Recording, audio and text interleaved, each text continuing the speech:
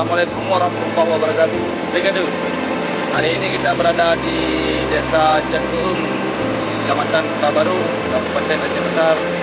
Hari ini kita mendapat informasi panen lahan ketahanan pangan Satrimo Polda Aceh, Seksi Intel.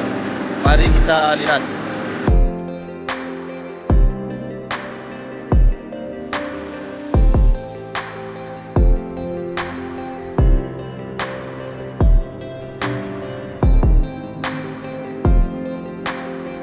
Ini yang sudah dipanen dengan sudah berapa hari?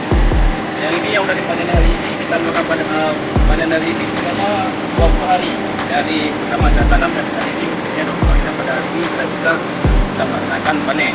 Dari yang disuka bang, usianya kira-kira berapa hari dan panennya kapan bisa kita?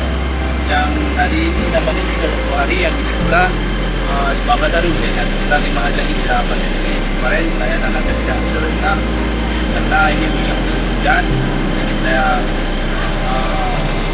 atur jarak tanaman.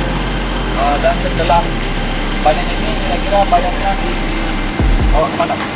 Ya, setelah panen ini dibagikan kepada anggota kita sendiri dan pada masyarakat setempat.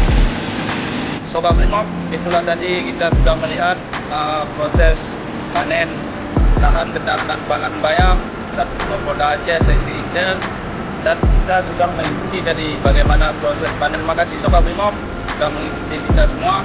Assalamualaikum warahmatullahi wabarakatuh.